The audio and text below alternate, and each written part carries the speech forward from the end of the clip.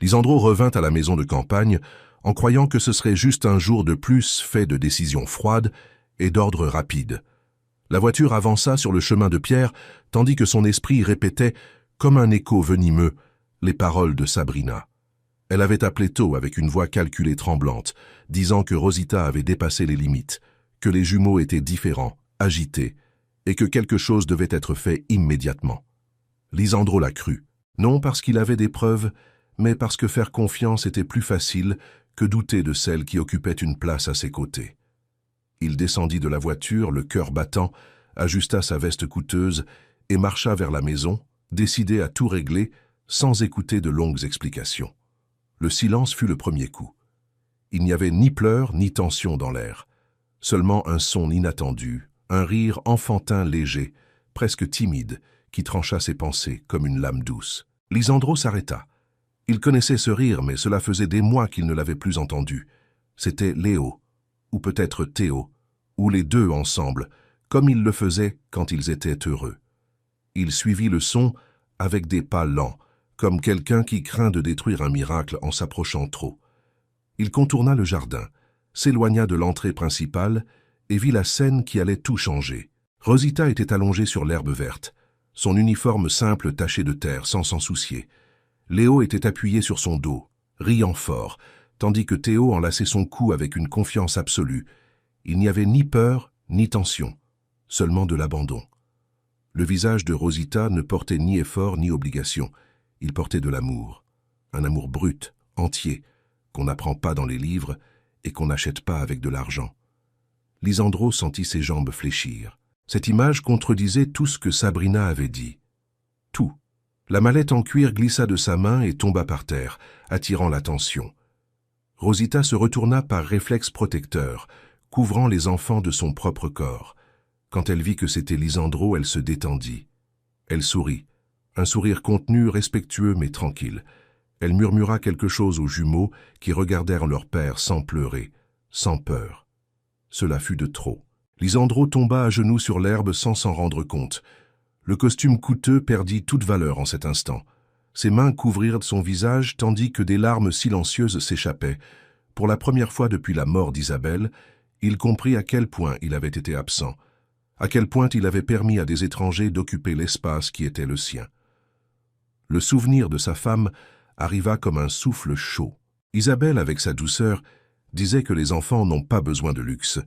Ils ont besoin de présence. Après sa mort, Lisandro s'était réfugié dans le travail, croyant que garantir l'avenir financier de ses enfants compenserait son absence émotionnelle. C'est dans ce vide que Sabrina était entrée. Élégante, articulée, toujours prête à prendre le contrôle. Elle avait offert son aide, son organisation, son ordre. Et il avait accepté, sans percevoir le prix. Rosita était arrivée bien plus tard, recommandée par Amparo, la vieille cuisinière de la maison. Un curriculum vitae simple, presque enfantin, écrit à la main. Lisandro l'avait à peine lu. Il avait accepté de l'embaucher pour la moitié du salaire des précédentes, à condition qu'elle ne cause pas de problème. Rosita avait accepté sans hésiter. Elle avait besoin de l'argent pour aider sa mère malade, et elle possédait quelque chose que personne d'autre n'avait, un cœur disponible. Dès le premier jour, Rosita avait compris que les jumeaux n'étaient pas difficiles, seulement en manque d'affection. Ils pleuraient parce qu'ils avaient besoin de câlins, pas de silence imposé. Elle les portait pendant qu'elle nettoyait, chantonnait doucement en préparant les biberons et dormait assise à côté du berceau quand c'était nécessaire. Peu à peu, les pleurs avaient diminué. Le rire était apparu. Et cela avait dérangé Sabrina. Pour Sabrina, les enfants étaient des obstacles. Elle n'avait jamais montré d'intérêt réel pour Léo et Théo. Elle évitait le contact, se plaignait du bruit, disait qu'ils étaient instables. Quand Rosita avait commencé à créer un lien avec les garçons, Sabrina y avait vu une menace.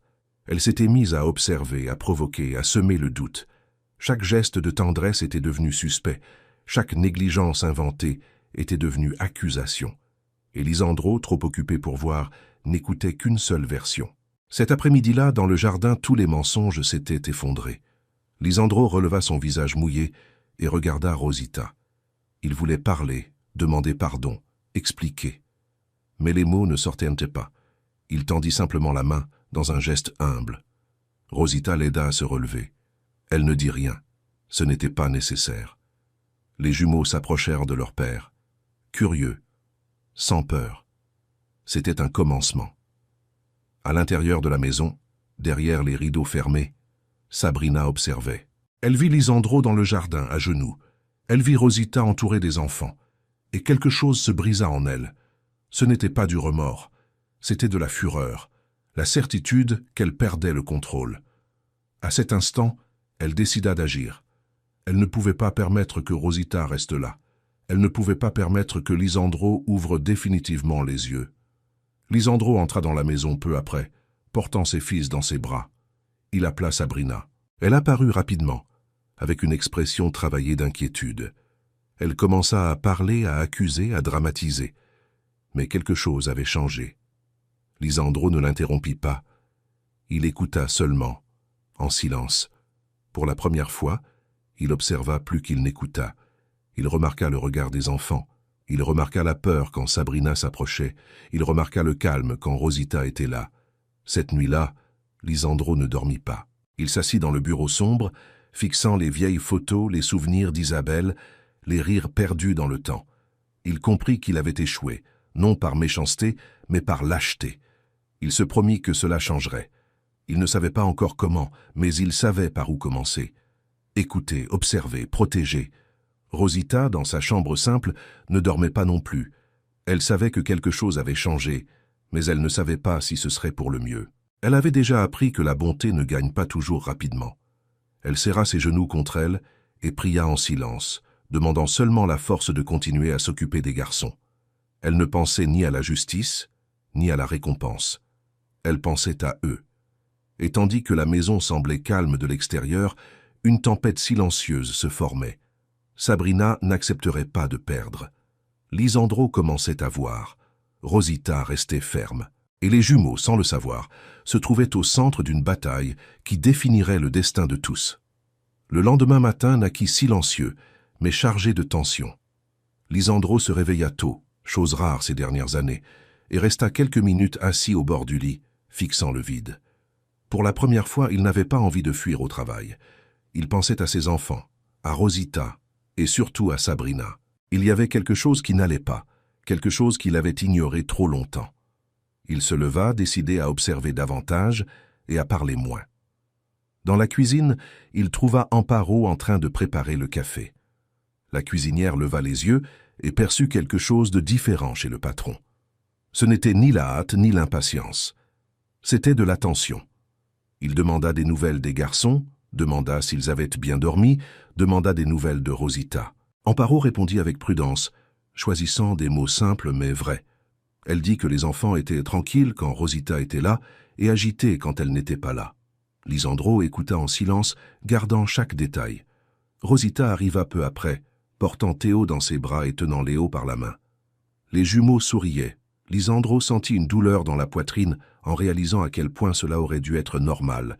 Mais pour lui, c'était une nouveauté. Il s'agenouilla devant ses enfants, parla d'une voix basse, essaya de jouer. Léo rit. Théo posa sa tête sur son épaule. Lisandro faillit pleurer à nouveau, mais se retint. Sabrina observait depuis la porte, rigide, calculant chaque mouvement. Pendant le petit déjeuner, Sabrina tenta de reprendre le contrôle.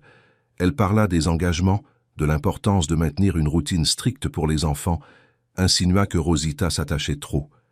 Lisandro ne répondit pas immédiatement. Il dit seulement qu'il voulait passer la journée à la maison. Sabrina s'étouffa avec son café. Cela ne faisait pas partie de ses plans.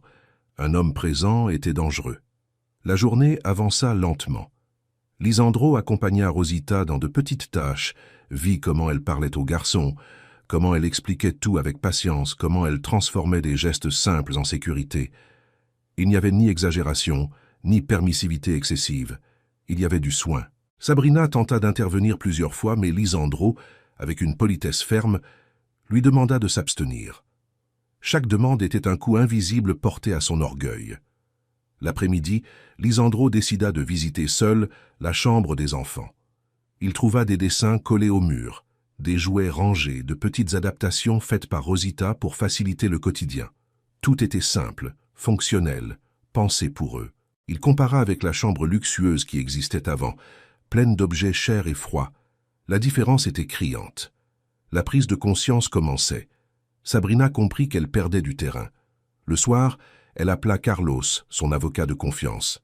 Elle parla à voix basse, tendue, se plaignit du changement de comportement de Lisandro, dit qu'il fallait accélérer les plans, qu'elle ne pouvait pas attendre.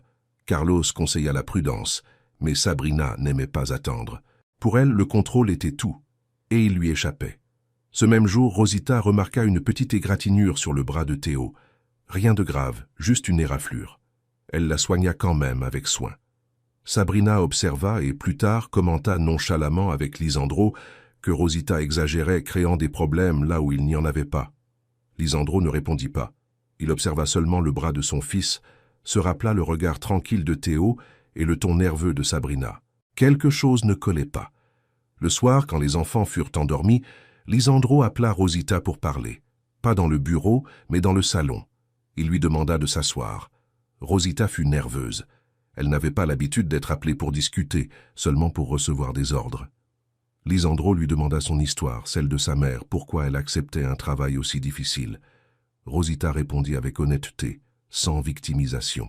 Elle parla du besoin, mais aussi de l'affection qu'elle ressentait pour les enfants.